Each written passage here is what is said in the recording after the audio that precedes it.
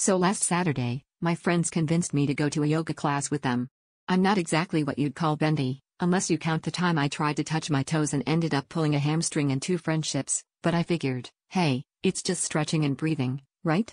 We show up at this trendy little studio, and everything seems pretty standard: incense, soft lighting, that one guy who brings his own mat and makes the rest of us look like yoga tourists.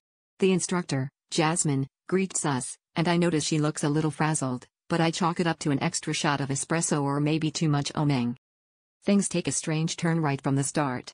Jasmine welcomes us, asks us to find our center, and then says, let's create some energy. Which, in yoga, usually means a gentle sun salutation. Instead, the speakers suddenly blast Pitbull at full volume.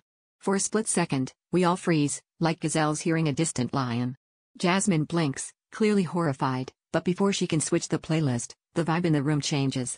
The regulars try to keep up their serene faces, but I can see one guy in the back already shaking his hips like he's at his cousin's wedding. Jasmine, ever the professional, tries to salvage the situation by shouting over the music, and now, downward facing dog.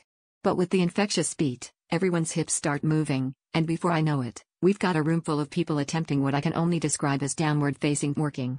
My friend Sarah, who hasn't done yoga since college, somehow manages to invent a new pose, the upward facing booty pop.